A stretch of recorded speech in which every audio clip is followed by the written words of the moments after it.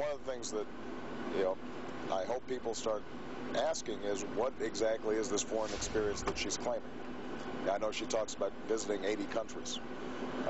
It's not clear, was she negotiating treaties or agreements, or was she handling crises during this period of time? My sense is the answer is no.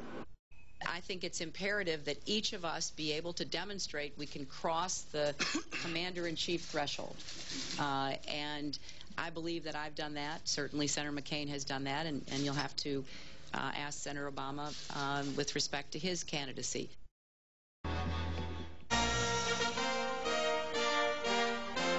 Decision 2008. A close race for the White House is sparking record turnout in many primaries. As voters make their choices, who are the candidates at the center of this historic election campaign? And how did they get here? I'm running for president, and I'm in it to win it. She could be the first woman in history to win her party's nomination and the White House. Even though she rose to fame as First Lady, Hillary Rodham Clinton has never been a traditional political wife. I suppose I could have stayed home and baked cookies and had teas, but what I decided to do was to fulfill my profession. She's faced moments of public pain and private crisis, and seems to get stronger. How Hillary can hang in there is one of the mysteries of Hillary. She went from the White House to Capitol Hill, an elected official in her own right. And now she's running hard for her husband's old job. In this hour, the personal and political journey that has made Senator Hillary Rodham Clinton a presidential contender. I think it's time we again had a president who put the American people first, and that is what I will try to do.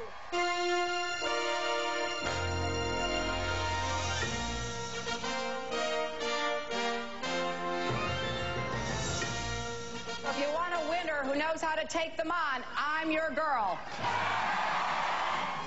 Hillary Rodham Clinton, one of the most famous women in the world.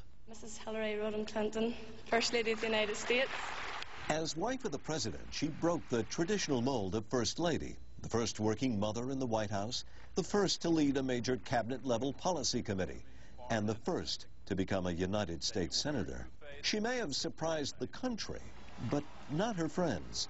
Since early childhood, Hillary Rodham has been singled out as the girl most likely to succeed.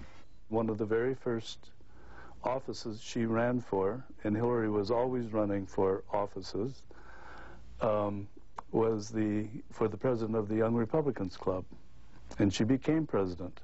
But her time at Wellesley, the elite women's liberal arts college, will send Hillary's life into a new direction.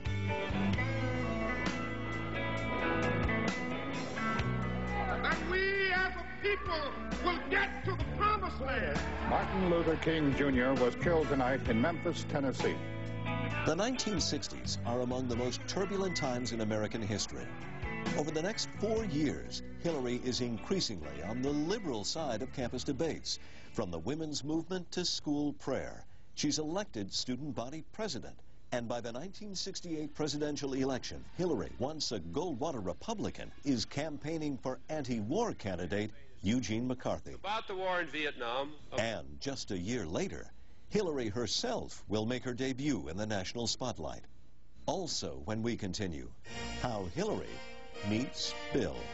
She just put down the book she was reading and walked the entire length of the law library and walked up to me and she said, "If you're going to keep looking at me and I'm going to keep looking back, we at least ought to know each other, and I'm Hillary Rodham." "And what's your name?"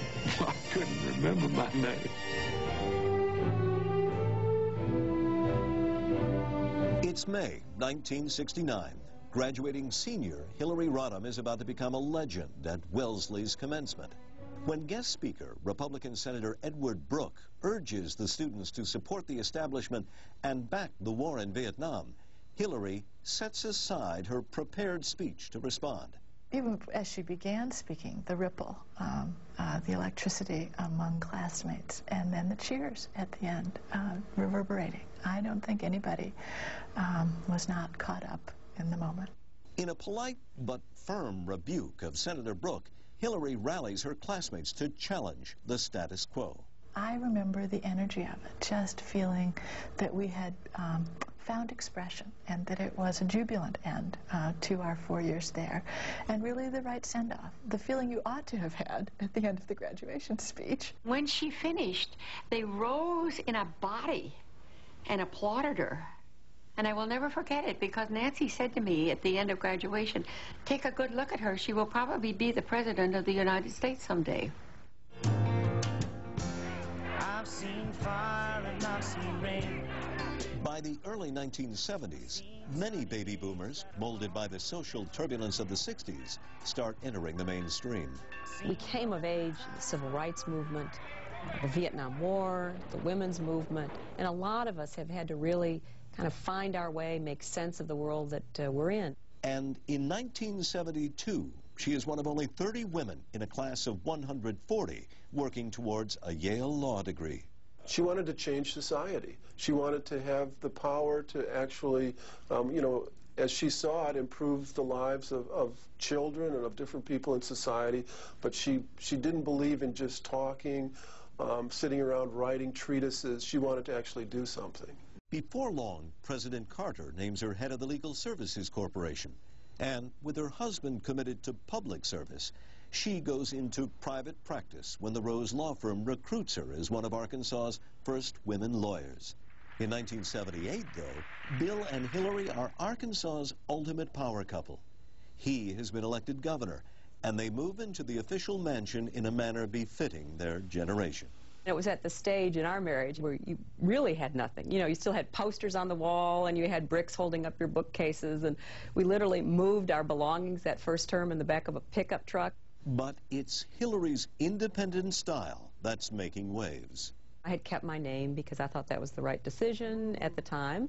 And so I think as people learned a little bit, they didn't know quite what to expect or what to think. She was not exactly what people in Arkansas had come to expect from the First Lady. Other First Ladies were retiring. They were shy. They were demure. They were certainly in the background. They never were in the forefront, and they certainly never were a RODHAM while your husband was a Clinton. She also repackages herself into a Southern First Lady, lightens her hair, drops her glasses, and her maiden name. So in order to avoid any problem, and just to put it to rest, I will forever be known as Hillary Rodham Clinton. I think it was very hard for her to do it, but again, act of love. Why divert them with how many names you have or what names you use if what you want to talk about is poverty and the programs that are not getting to kindergarten-age children? It all pays off. Constitution of the state of Arkansas. Bill Clinton's first comeback, regaining the Arkansas governorship, helped cement Hillary's reputation as his best political weapon. What really developed during those years in Arkansas is that Bill Clinton had an implicit faith that whatever he wanted Hillary to do, she would do right and come through for him. And so he took that concept with him into the White House, and there it led to some problems. What we see is... And in a foreshadowing of her later work on health care, she assumes an unprecedented role, heading a commission on education reform. I believe we must hold accountable teachers as well. Taking on the teachers' unions, she pushes for competency tests. When it becomes law, 10% of Arkansas's teachers get a failing grade. She fights for the issues. Many of the reports you issued not only praised the governor on his environmental record, but his education record and his economic record. I proudly announce my candidacy for President of the United States of America. William Jefferson Clinton, do solemnly swear that I will faithfully... Inauguration Day, 1993. Hillary Rodham Clinton's long-ago vision, the office of President of the United States, at long last becomes reality.